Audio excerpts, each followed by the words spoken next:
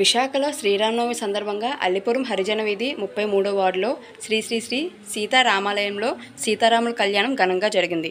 ఈ కార్యక్రమంలో 33వ ward corporator Vasanthalakshmi JK పాల్గొన్నారు. అనంతరం కమిటీ సభ్యులు రమణమూర్తి, లక్ష్మీకాంతం, అన్నపూర్ణ, సురేష్, బాలసుబ్రహ్మణ్యం, ఈశ్వరరావు, రమణమ్మ, తిరుమల, రాధాకృష్ణ వారి ఆధ్వర్యంలో అన్నసంతర్పణ కార్యక్రమాన్ని నిర్వహించారు. మరిన్ని విషయాలు కమిటీ సభ్యులు మీడియాతో మాట్లాడారు.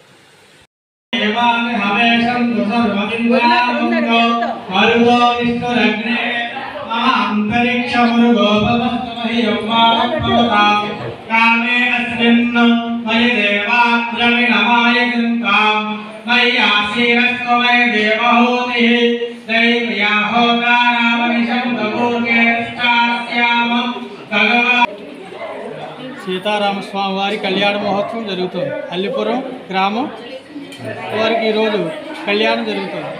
అలాగే రేపు చక్రస్థానం, సాయంత్రం శ్రీ పుష్పయాగం జరుగుతుంది. ఈ రామాలయాన్ని స్థాపించారు. ఇప్పటికీ కనీసం 74 సంవత్సరాలు అవుతుంది. ఈ 74 సంవత్సరాల నుంచి కూడా ఈ ఆలయంలో శ్రీ సీతారామ కళ్యాణ మహోత్సవాలు ఘనంగా జరుగుతున్నాయి. అలాగే మాకు వీధిలో ఉన్నటువంటి భక్తులు అలాగే మాకు వివిధ రకాలుగా అనేక రకాల సహాయ సహకారాలు అందించి ఈ కళ్యాణ కార్యక్రమంలో పాల్గొని జయప్రదం చేస్తున్నారండి. అలాగే మాకు ఈరోజు అన్నదాన కార్యక్రమానికి మా భారీ ఎత్తున అందరూ కూడా విరాళాలు ఇచ్చారండి. వస్తు రూపాయన, ధన రూపాయన కూడా ఇచ్చారు. వారందరూ కూడా శ్రీ సీతారామస్వామి వారి ఆశీస్సులు ఉండాలని మనసారి కోరుకుంటున్నాం. అలాగే మన వార్డు కార్పొరేటర్ బీసెట్టి వసంత లక్ష్మి గారిని అలాగే మన కందుల నాగరాజు గారిని ఆహ్వానించామండి. వస్తామన్నారు.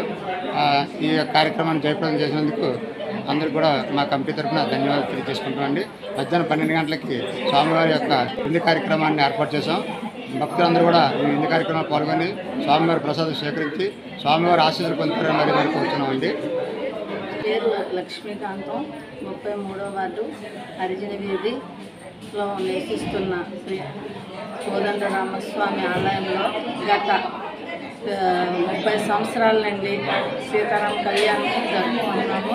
అది వైభవంగా జరుపుకుంటున్నాము. కావున అందరూ చిన్న పెద్ద పిల్ల అందరూ వచ్చి కళ్యాణానికి అందరూ వచ్చి మమ్మల్ని దేవుణ్ణి ఆశీర్వదించి ఈ కార్యక్రమం చేస్తున్నాము.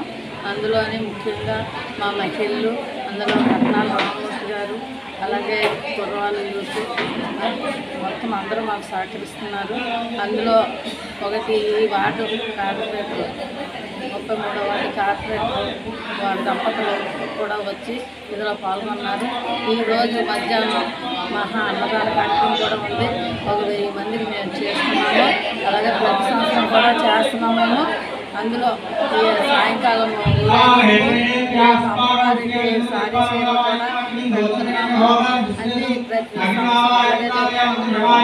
ఈ వైభవం